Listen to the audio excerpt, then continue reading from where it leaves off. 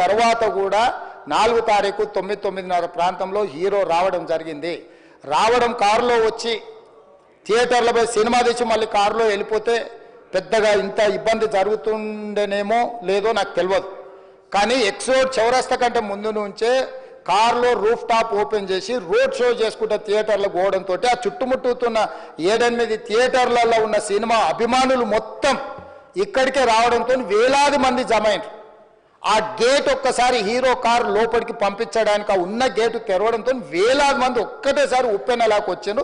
ఆ ఉప్పెనలో చనిపోయిన రేవతి, ఆమె కొడుకు, భార్య, భర్త, కూతురు వాళ్ళు అలాగైపోయి కొడుకు తల్లి ఒక పక్కన పోయి ఆ జనాల నుంచి తప్పించుకొని టికెట్ చేసుకొని ఆ తొక్కిసలాటలు హీరోను థియేటర్ లోపలికి తీసుకుపోవాలనుకున్న టైంకి అతను బండి మీద రోడ్ షో చేసి దిగేటప్పటికి వేలాది మంది హీరోను కలవడానికి చొచ్చుకొచ్చారు ముందుకు. అసలు అంటే ఈ రకమైన వాతావరణంలో అతన్ని లోపలికి తీసుకువెళ్ళాల్సిన సందర్భంలో అతను ప్రైవేట్ సెక్యూరిటీ ఇవాళ రేపు మనం ఫంక్షన్లలో బౌన్సర్లు అని మనం చూస్తూ ఉన్నాం.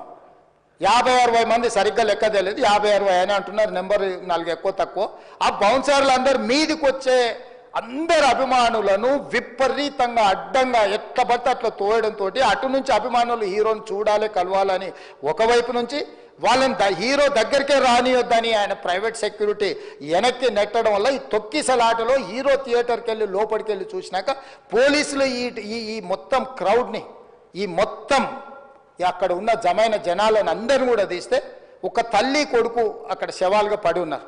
ఆ తల్లి అంత తొక్కిసలాటలు కూడా నేను ఆ వీడియో చూసిన ఆ తల్లి లోపలికి వచ్చినప్పుడు కొడుకు చేయి పట్టుకొని ఎంత జాగ్రత్తగా కొడుకుని తీసుకొని వస్తుందో తల్లి ప్రేమ ఎట్లుంటుందో అక్కడ నాకు చూసి నాకు అర్థమైంది. ఆ శవాలుగా మారిన తల్లి కొడుకు చేయి ఇడవలే అధ్యక్ష, అట్లే చేయి బిగ్గర పట్టుకొని పోలీసు వెళ్ళి చూస్తే ఆ తల్లి ఆ పిల్లగాడు ఆ తల్లి ఆ చెయ్యి వదలకుంటే కన్నబిడ్డను పట్టుకుని తల్లి చచ్చిపోయింది అధ్యక్ష. అట్లాంటి సిచ్యువేషన్లో పోలీసులు తల్లిని కొడుకుని హాస్పిటల్కి అక్కడ ఫస్ట్ ఎయిడ్ ట్రీట్మెంట్ చేసిండ్రు. పోలీసులు ఏం డాక్టర్లు కాదు, హుటాహుటిన తరలించిండ్రు. హాస్పిటల్కి వెళ్ళిన తర్వాత తల్లి చచ్చిపోయింది, పిల్లోడు కోమాలు ఉండు, ఆల్మోస్ట్ పోలీసులు పిల్లవాడు కూడా చచ్చిపోయింది అనుకున్నారు. బ్రెయిన్ డెడ్ అయింది, ఆక్సిజన్ అందక ఆ అబ్బాయికి. సో ఆ సిచ్యువేషన్లో వెనక్కి పోలీసులు వచ్చి హీరో గారికి విషయాన్ని తెలియజేసి హీరో గారు వెళ్ళిపోతే హీరో ఎందుకు వెళ్ళిపోవాలనుకున్నారు పోలీసులు అంటే ఇంకా వేలాది మంది అభిమానులు అక్కడనే ఉన్నారు. హీరో గారు థియేటర్లో కూర్చొని ఉండడం వల్ల సినీ ప్రముఖులు ఉండడం వల్ల ఈ బయట జమైన వేలాది మంది అభిమానులు అక్కడ నుంచి పోకుండా అక్కడనే ఉండడంగా థియేటర్ లోపల కూడా బాల్కనీలో టాప్ బాల్కనీలో హీరో కూర్చుంటే కింద నేల కింది నుంచి పై వరకు వెనక్కి తొక్కుట పైకెక్కి హీరో చేతులు కలపాలని కోతులు ఎగబడ్డట్టు కోట మీదకి కోతులు ఎగబడ్డట్టు ఉల్టా పైకి తొక్కిసలాట జరిగింది అధ్యక్ష. థియేటర్ వాళ్ళు పోలీసులను హీరో దగ్గరికి వెళ్ళి చెప్పడానికి కూడా అనుమతి ఇవ్వకుండా థియేటర్ వాళ్ళు పోలీసులను బ్లాక్ చేశారు అధ్యక్ష. ఎప్పుడైతే హాస్పిటల్లో తల్లి చచ్చిపోయిన పిల్లగాడు కూడా ఆల్మోస్ట్ చావు నోట్లో ఉన్నాడు అని తెలిసి పోలీసులు వచ్చి ఏసీపీ వెళ్ళి చెప్పడానికి పోతే థియేటర్ సిబ్బంది లేదు హీరో దగ్గరికి వెళ్ళడానికే వీలేదని చాలాసేపు పోలీసులను కూడా హీరో దగ్గరికి పోనీయలేదు అధ్యక్ష వాళ్ళ ప్రైవేట్ వీళ్ళు.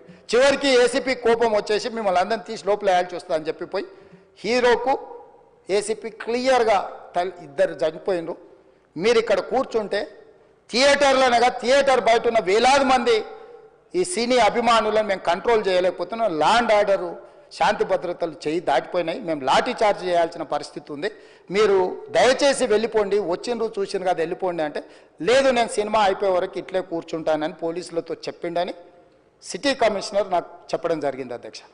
అదేవిధంగా ఇంకా కంట్రోల్ కాకపోవడంతో అప్పుడు డీసీపీ పై అధికారి రంగంలో దిగి వాళ్ళ అందరినీ లోపల వాళ్ళు ఎంబడున్న అడ్డుకుంటున్న వాళ్ళను పోలీసులతో జరిపించి చక్కగా డీసీపీ పోయి హీరో గారికి బయట చనిపోయినరు, పరిస్థితి చాలా గందరగోళంగా ఉన్నది, మీరు ఇక్కడ నుంచి కదలాల్సిందే లేకపోతే మిమ్మల్ని పోలీస్ స్టేషన్కు తీసుకెళ్లాల్సిన పరిస్థితి వస్తుంది, మీరు ఇక్కడ నుంచి కదలాల్సిందే అని బలవంతంగా అతన్ని సినిమా మధ్యలో 12 గంటల సమయంలో రాత్రి 12 గంటల సమయం అట్టిట్టుగా ఆ సమయంలో అతను తీసుకొచ్చి బండెక్కిస్తే మళ్ళీ అతను రూఫ్ టాప్ ఓపెన్ చేసి మళ్ళీ చేతులు ఊపుకుంటూ రోడ్ షో చేసుకుంటూ అంటే తల్లి చనిపోయి పిల్లగాడు చావు బతుకుల మధ్యలో ఉన్నాడు మీరు వెళ్ళండి అని వెనక్కి పంపిస్తే కూడా మళ్ళీ కారులో రూఫ్ టాప్ ఓపెన్ చేసి చేతులు ఊపుకుంటా అభిమానులను సంతోషపెట్టుకుంటా రోడ్ షో చేసుకుంటా అతను వెళ్ళిపోయింది అధ్యక్ష.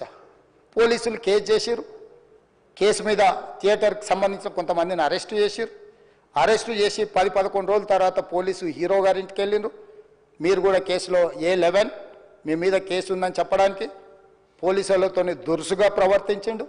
మీరు ఆ వీడియోలన్నీ కూడా చూసిండ్రు. ఆ పరిస్థితిలో చట్టాన్ని అమలు చేసే పోలీసులు ఆల్రెడీ ప్రాణాలు పోయినాయి. ఒక నిరుపేద తల్లి చనిపోయింది, కొడుకు చావు బతుకుల మధ్యలో ఉన్నాడు. ఆ రోజు కోర్టులో కేసులు కూడా వస్తున్నాయి. కోర్టుకు కూడా మీరు విచారణలు ఏం చేసిండ్రని కోర్టుకు కూడా పోలీసులు జవాబు చెప్పాల్సిన పరిస్థితి ఉండే అధ్యక్ష. దాంతో మాట్లాడితే వాళ్ళు చాలా బాధ్యతారహితంగా సమాధానాలు ఇచ్చారని మా పోలీస్ సిబ్బంది చెప్తాను. దాంతోనే అతన్ని పోలీస్ స్టేషన్ తీసుకెళ్ళారు అధ్యక్ష. ఇక్కడి వరకు ఒక హీరో, ఒక థియేటర్లో జరిగిన సంఘటనలు, వీటన్నిటి నేపథ్యంలో పోలీసులు వాళ్ళ విధి నిర్వహణ నిర్వహించారు అధ్యక్ష. ఎప్పుడైతే అతను పోలీస్ స్టేషన్కు తీసుకెళ్ళిరో కొన్ని రాజకీయ పార్టీలు పైశాచికంగా ఎంత నీచంగా నన్ను తిట్టుకుంటా పోస్టులు పెట్టినరంటే, అంటే తెలంగాణ समाजంలో మలక్పేట్ बलाला साहब के कॉन्स्टिट्यूंसी के वोटर है उन लोग, मलकपेट के छोटे नौकरी, उसका नौकरी अकबर साहब वो 30,000 नौकरी करता है, उसके परिवार में कोई कमाई नहीं है, एक एक टिकट 3,000 रुपये में खरीदा, वो बच्चा उनका फैन है बोल के उनके परिवार 12,000 रुपये रखकर 4 टिकट खरीद के पिक्चर को गए। 30,000 महीने को कमाने वाले నెలకు 30,000 జీతంతో పనిచేసి ఒక ప్రైవేటు చిన్న దాంట్లో ఉద్యోగం చేసుకునే తండ్రి తన కొడుకు ఆయన అభిమానాన్ని కుటుంబము 12,000 రూపాయలు 3,000కు ఒక టికెట్ 12,000 రూపాయలు పెట్టి సినిమా థియేటర్కి వెళ్తే థియేటర్లో చనిపోతే చనిపోయిన 11వ రోజు వరకు వీళ్ళు ఎవరు హీరో కానీ ప్రొడ్యూసర్ కానీ ఎవరు కానీ ఆ కుటుంబాన్ని చనిపోయిన కుటుంబాన్ని కానీ హాస్పిటల్లో చావు బతుకుల మధ్యలో ఉన్న పిల్లవాడిని పరామర్శించడానికి కూడా పోలేదు అధ్యక్ష. ఇది ఏ రకమైన మానవత్వం అధ్యక్ష? నాకు అర్థం కాలే. ఇలాంటి మానవత్వం లేకుండా వ్యవహరించిన వాళ్ళను పోలీసులు విధి నిర్వహణలో భాగంగా పోలీస్ స్టేషన్కు తీసుకెళ్తే ఒక ఆయన ట్విట్టర్లో పెడతాడు అడ్డగోలుగా 10 ఏళ్ళు మంత్రి చేసి ఉద్యమాలు చేసినామని చెప్పుకునేటోళ్ళు, ఉద్యమాల సమయంలో సినిమా షూటింగ్లో జరగొద్దని దాడులు చేసిన వ్యక్తులు ఇవాళ అతను భగవత్ స్వరూపుడు, అసలు అతన్ని పోలీసులు ముట్టుకుంటారా? అసలు ఈ రాష్ట్రం ఏమైపోతుంది? ఈ రాష్ట్రం ఉంటుందా? ఈ రకంగా రాజకీయ పార్టీలు అధ్యక్ష, రాజకీయ పార్టీలు ప్రజాప్రతినిధులుగా చనిపోయిన ప్రాణాల విలువ లేకుండా చావుకు కారణమైన ప్రత్యక్షంగా పరోక్షంగా అయిన వాళ్ళని పోలీస్ స్టేషన్కు విచారించడానికి పిలిస్తే కూడా అది కూడా తప్పుపట్టి ప్రభుత్వాన్ని బద్నాం చేయాలి, ముఖ్యమంత్రిని తిట్టాలని ఎంత నీచమైన భాష వాడింది అధ్యక్ష. యూట్యూబ్లలో మీరు చూడండి. నాకేముంటుంది అధ్యక్ష? ఏంది ఆ సినిమాకు స్పెషల్ రిలాక్సేషన్స్ ఇచ్చి ఇవాళ సినిమా ఏదైతే వ్యాపారం చేసిందో సినీ పరిశ్రమను ప్రోత్సహించాలని మొదటి వారం అత్యధికంగా సినిమా ధరలతో టికెట్లు అమ్ముకోవడానికి, స్పెషల్ షోలు వేసుకోవడానికి, బెనిఫిట్ షోలు వేసుకోవడానికి ప్రత్యేకమైన అనుమతులు ఇచ్చింది నా ప్రభుత్వమే కదా, మా ప్రభుత్వమే అధ్యక్ష. సినీ పరిశ్రమను ప్రోత్సహించాలనే మా విధానం. ప్రోత్సహించే క్రమంలో తెలంగాణ ప్రజల ప్రాణాలను తీసుకోమనే, ప్రాణాలు తీసుకుంటే కూడా వాళ్ళని ఏమనొద్దానంటే మీరు లా చేయండి అధ్యక్ష. మరి స్టేట్కు లా అథారిటీ ఉందో లేదో నాకు తెలియదు కానీ star, film star, super stars or political stars is having some special privilege. If they murdered anyone also we need not to prosecute or otherwise we need not to book any case against these personalities అని మనం మీరు చట్టం చేస్తా అంటే సినీ ప్రముఖులకు కానీ రాజకీయ ప్రముఖులకు కానీ స్టార్లని ఫీల్ అయ్యే వాళ్ళ పట్ల ప్రత్యేకమైన చట్టం ఉంటుంది, వాళ్ళ మీద కేసులు పెట్టొద్దని మీరు ఏమైనా చట్టం చేస్తే ఆ చట్టం అమలు చేస్తాం అధ్యక్ష. ఈ రోజున్న డాక్టర్ బాబాసాహెబ్ అంబేద్కర్ ఇచ్చిన చట్టం ప్రకారము దీనికి కారణమైన వాళ్ళను ప్రత్యక్షంగా పరోక్షంగా కారణమైన వాళ్ళందరి మీద కేసులు కట్టి పోలీసులు విచారణ చేయాల్సిందే, బాధితులను శిక్షించాల్సిందే అధ్యక్ష.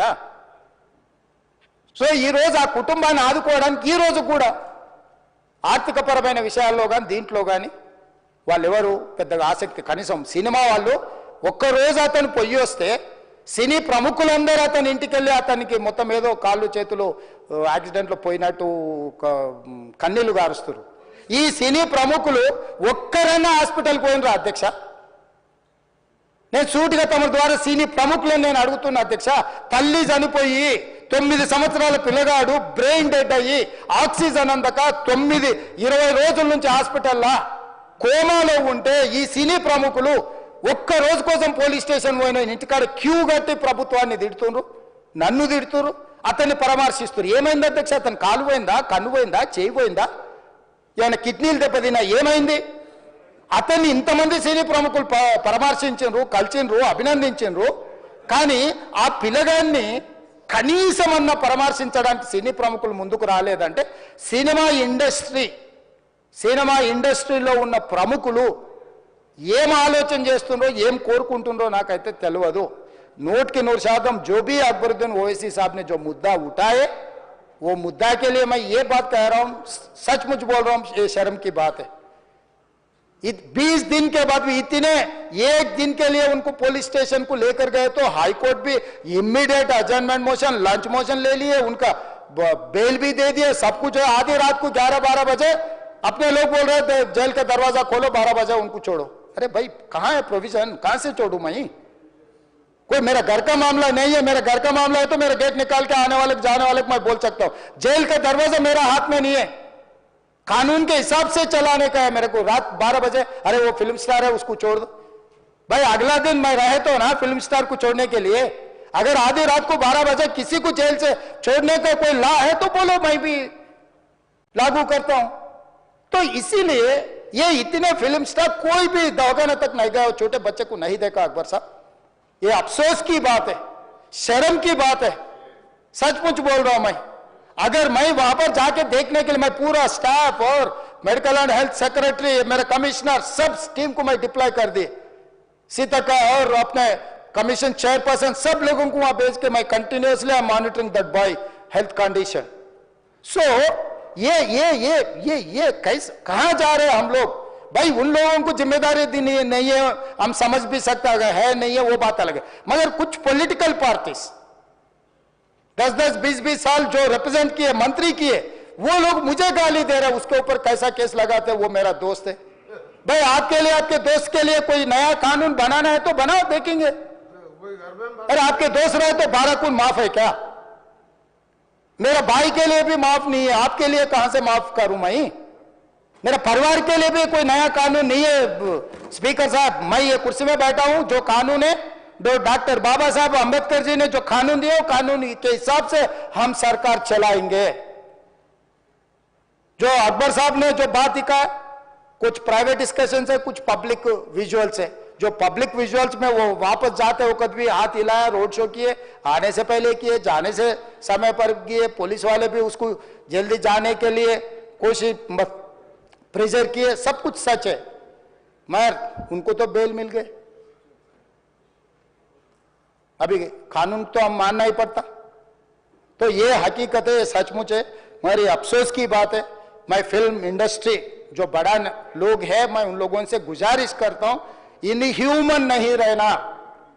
आप बिजनेस कर लो, आप पिक्चर निकालो, पैसे कमाओ, सरकार से इंसेंटिव्स ले लो, सब्सिडीज ले लो, स्पेशल प्रिविलेज शूटिंग के लिए जो होना है वो मांगो, मगर किसी का हत्या होने के बाद, किसी का जान चलाने के बचाने के बाद, किसी का जान लेने के बाद आज स्पेशल प्रिविलेज मांगे तो ये सरकार में नहीं मिलने वाले।